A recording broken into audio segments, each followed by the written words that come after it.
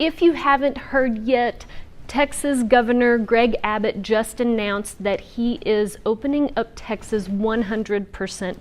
No more state mandates. We don't have to wear the mask as of March 11th. And anyone who wants to work should be able to work. Anyone who wants to open their business should be able to open their business 100%. So I do love Greg Abbott because he believes in personal responsibility. He didn't say that we don't have the personal responsibility to care for others. And so I do love that. It's not that he's not caring, it's that he believes in personal responsibility. So I love our governor and I love Texas. In this video, we're going to take a look at why so many are fleeing blue states in search for a red state.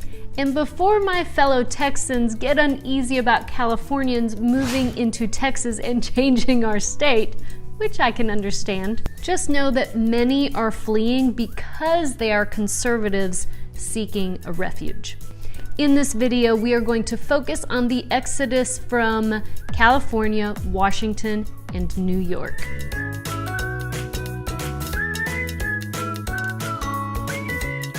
Hi, my name is Dana Pollard and I've lived in Texas since I was 4 years old. And I've been selling real estate for over 12 years now. And we have a team to help you narrow down where to live if you are thinking about buying a home here.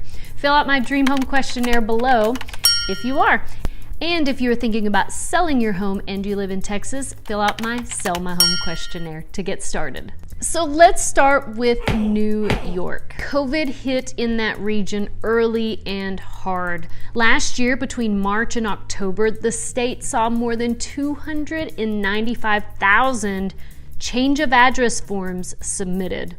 Some 70,000 people have left the New York City metro area, and that resulted in a lost taxable income of $34 billion.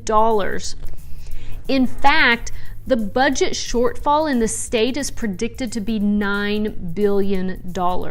Tax bills, they are pricey in the Empire State, where the top 1% pay almost 50% of the state's tax burden. Now that many are able to work from home, they can flee crushing taxation. Texas doesn't have personal income state tax, so that's an obvious draw.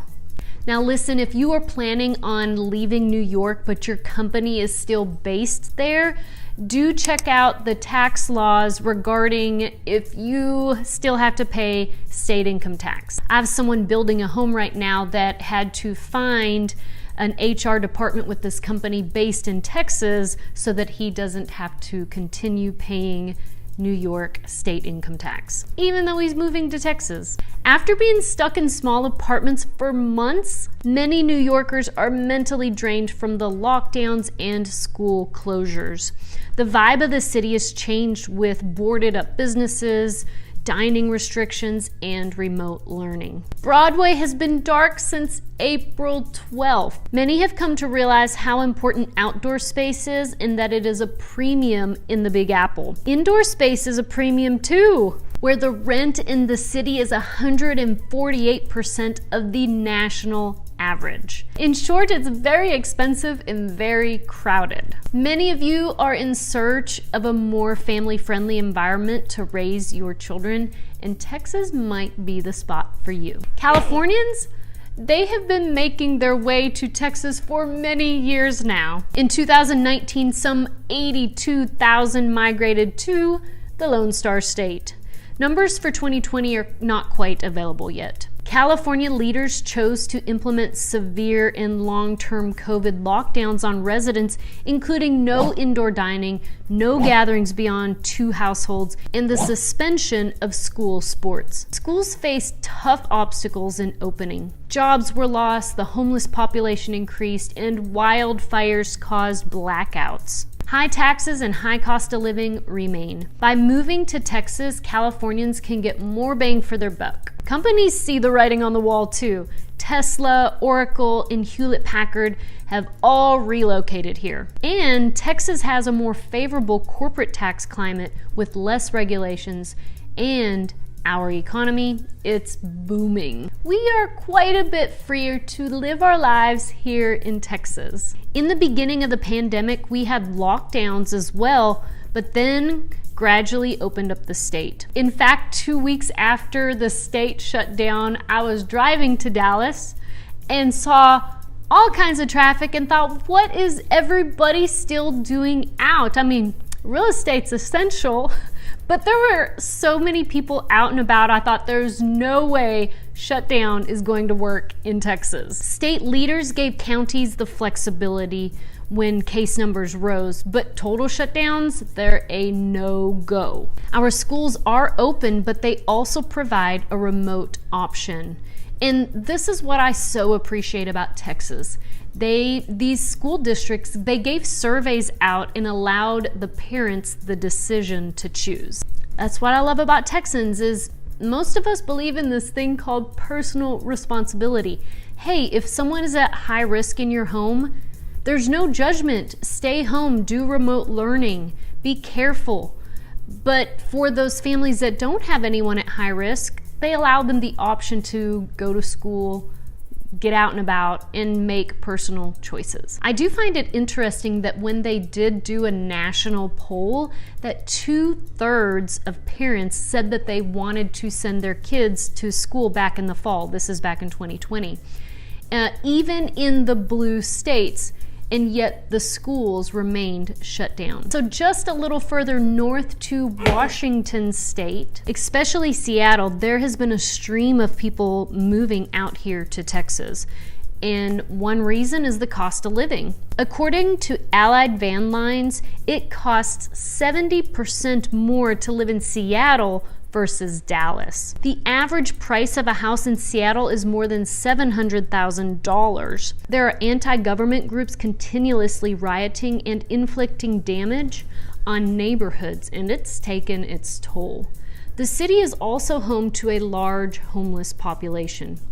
So for many similar reasons as California, many are fleeing Washington. Texas, now it's definitely more affordable than Seattle. Now, we don't have Mount Rainier and the beautiful emerald forests, and it is interesting that you guys don't have state income tax either, but overall, we still have a lower cost of living. And in Texas, there's still plenty of room. City planners are working hard to implement smart growth plans. New developments, they're popping up on the outskirts of every metro area, and people who live here, they tend to stay here.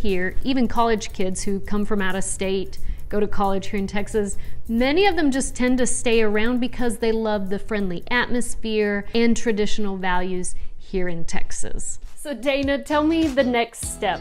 Well, hey, let's meet on Zoom. Whether you are a year out or even need to move this month, the next step is to fill out the Dream Home Questionnaire in the link below.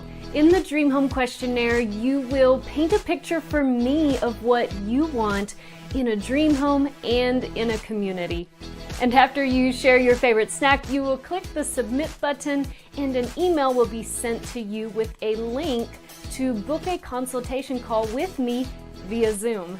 We will get to meet online and you can ask me anything you want about Texas. Then we will narrow down some great areas for you. And when you're ready, I have a team to help you find the perfect home for your family. So go ahead, don't be shy. The link is below in the description. And while you're at it, follow me on Instagram and you can get to know me a little more in a more personal way. I look forward to meeting you.